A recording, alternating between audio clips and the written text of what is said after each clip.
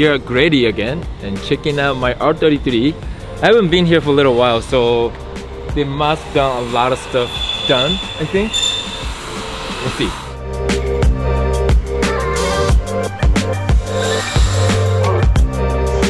So we got that Garage Active hood all the way from Japan. And the cool thing is, Mr. Garage Active Sakamoto-san happened to be here today. So we'll ask him about this product as we opening up the box. こんにちは。こんにちは。すいません、全然別件で来てるのにたまたま御社のフットがあるので。はい。You guys gonna open up? Yeah. So this is the 400 R style. So it's closed right now, but we include the mesh, so you could open it up and put the mesh back on to let more heat out. Underside is beautiful. Yeah. 裏側もね、すごい綺麗ですね。It looks great.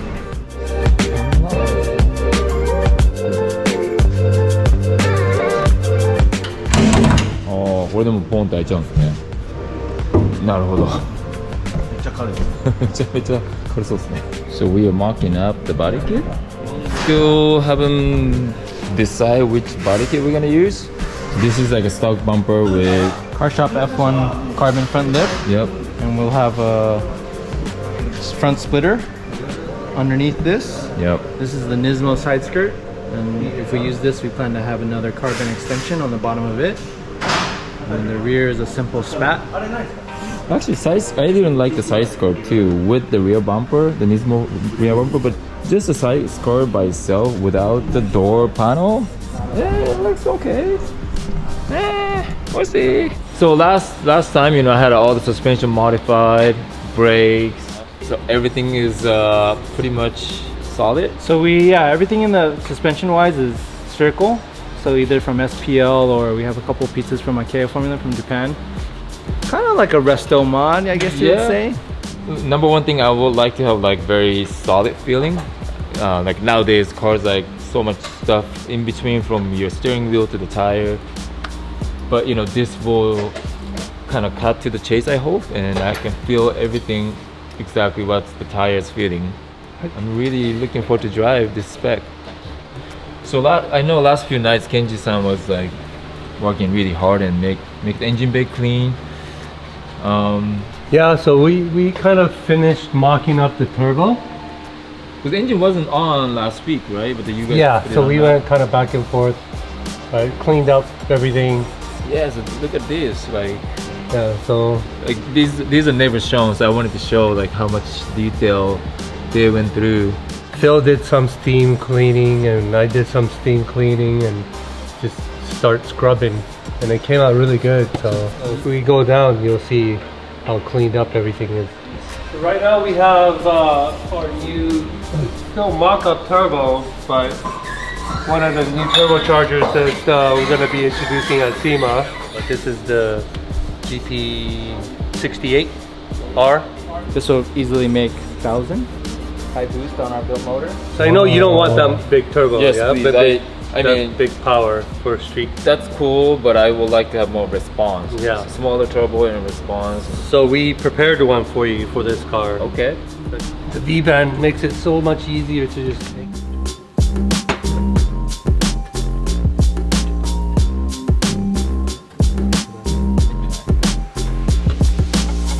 So the V-band flange, the original bigger turbo, has a bigger flange, obviously. So we have this adapter so that we could share the same manifold. So Trust still offers turbo kits for 32, 33, 34. Trust Japan uses MHI turbos, which is Mitsubishi Heavy Industries. These are our own turbos that are assembled here in the States. Basically the cores are Garrett based, and then we have, we're gonna offer 5 sizes. This is the GP64R. Okay. How much hoses you guys can fit? This will be good for like 7. Alright. That's more than enough. Small turbo, to make that power is actually more stress on the motor because we're gonna have to turn up the boost to make that. But on the flip side, yeah, you get more response, but you stress the motor a little more. Gotcha. So we'll have the insert in here, the billet insert. so it has that sound of like a jet engine suction sound. So we're gonna work on doing the turbo piping, the charge pipes, putting the intake manifold. So basically the one in Dai's car would be in the middle of these two, but closer to this base.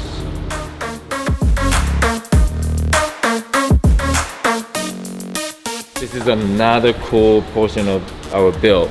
We picked up this OSGCAN 88 sequential transmission. This was actually Phil's idea in the beginning because I didn't want to make it sequential. I wanted, because it's a street car, I wanted to have H pattern, but you know, I know that the stock transmission's not gonna hold the power that their engine's gonna make, right? What is the torque that you know, from the research kills it? So like over 400 foot-pounds of torque, probably eat the gears.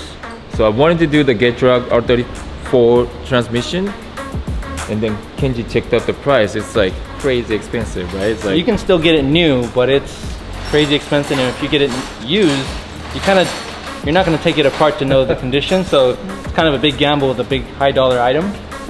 And it's been revised over the years too. Like if you look at the bottom of the it has a cooling fin with the oil pan and everything. But this one is pretty smooth. I think you'll like this.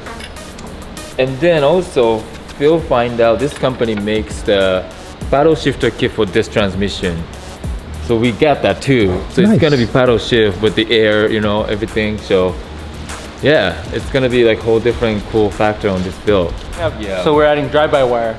So if you had traditional cable throttle the car comes with, you'd have to manually rev match, but with drive-by-wire, the computer will control it all. So it's just like a modern R35 GTR downshift, and it'll blip the throttle for you and kind of rev match. So that's how we get smoother engagement as well.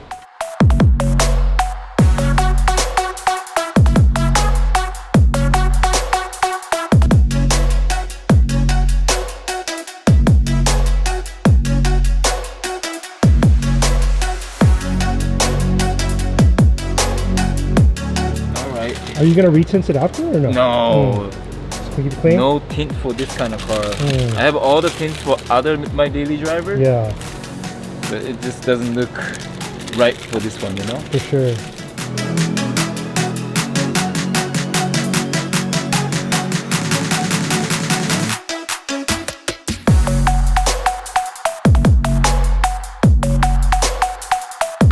Normally this plenum is for a single throttle body. It has a big plate welded on it for the throttle body, but we replaced it with the V-bands because this car will be drive-by-wire, but 6 throttle drive-by-wire. So OEM 6 individual throttles, Okay. but controlled by electronic motor.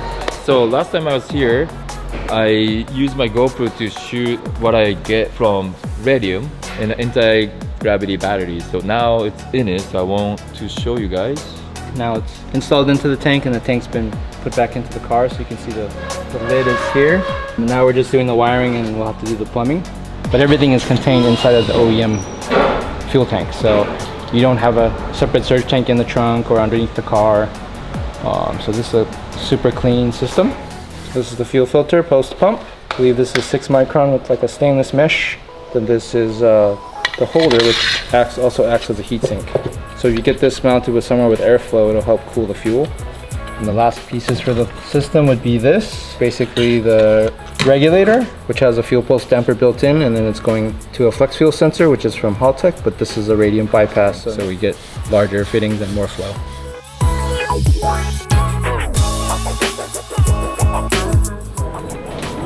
Kenji-san is losing his mind right now. I don't know why, but he's looking for some parts that he couldn't find last like 3 hours. One of the big things, we got this Titan 7 custom wheels for this build. Look at this. This is the complete custom. It designed kind of you know, off the R33 OEM wheel, but those are like a one piece, but this is like a multi-piece, and it's 18 inch, which is like 1 inch bigger. Yeah, we couldn't decide which color, but I think white looks really stands out on this silver color. So of course we got this 8009 Avra Neova. This is 265/35. We tried to do 295, but it was a little bit too thick. So this is 10.5 all around square, and you know, ended up using this. And Yeah, a little bit stretch, but I think this is perfect looks wise. So I think Eddie and Titan 7 guys, they've added this ridge line to increase the rigidity of the wheel for the spokes. They've also changed this from a normal R33's original wheel, so this shape is a little bit different. But the overall look is inspired by the OEM wheel.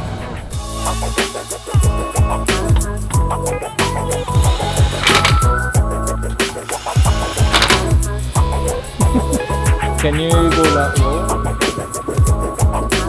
You can go lower too, but we need to, or he needs to Damn. cut this.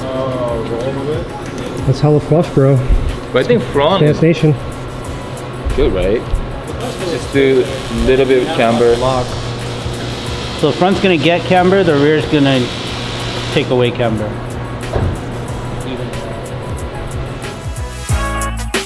So we try to decide how much camber we need and how much, tiny adjustment for the little spacer. So right now we got 10 for both sides, and this one camber is like 2.5, but I think we can go a little bit less camber and match the front.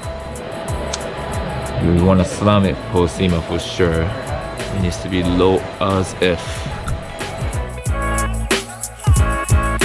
How are things going on schedule, PJs? Never. Never. Don't expect any car to be done on schedule. Anyways, we got the drive shaft shop axles, right?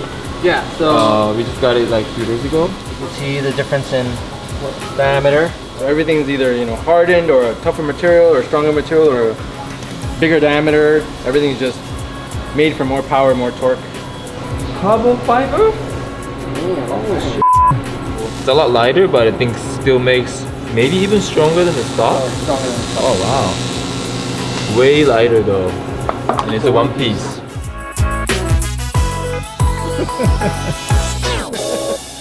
So next thing is the engine, but we're still waiting for the engine that we're gonna use. This is a mock-up. But we got Heltec ECU system. They call this an R5, which is a standalone ECU with a built-in PDM. This is their IC7 dash. So this will replace the entire cluster. Originally we talked and you wanted to have the original cluster, but in order to have enough gauges to monitor all the vitals of the engine and what's going on with the car, it wasn't really possible to leave like a clean cluster and like one gauge. So this was what you decided to go with, so everything in one. So this goes like both into the stock cluster position, yep. So yeah, it's gonna be nice and clean. It looks like it was already there. This is clean and simple. So there'll be a keypad in the center armrest, Okay. and that'll control like boost, so you can turn up the boost. You can do traction control, so more or less traction control, All from that one little thing? all from the little keypad. Damn, that's super cool. So this is the harness from Heltec, right? And They custom made this for this car for you, and we gave them the input of what sensors we'd be adding to the car. So everything's been terminated nicely. Everything's labeled, so we're using all their sensors. This will control everything you need. so the main portion of this build will be Grady crate engine and the sequential transmission with the paddle shift, which is gonna happen next few weeks. But I'm gonna miss it. I'm going to some a few weeks movie shoot, which is a great opportunity, so I couldn't turn it off. I feel bad because this is like 3 weeks before SEMA, but I'm gonna leave everything up to you guys, and maybe It's like you ate the appetizer, but you're gonna miss the main course. but I'll come back for the dessert? Yeah. For the what kind of? No, we're gonna put a lien on this car, so it's gonna be ours. Yeah, we gotta be back in time. Okay. No pressure, bro. Anyways, the next episode will be engine, transmission, and maybe after that a tuning and going to SEMA afterwards. So I won't be here. I'm not gonna see you guys, or you're not gonna see me, but please check back on the video and somebody will guide you. Please don't forget subscribe and like this video. We'll see you on the next one. じゃあね。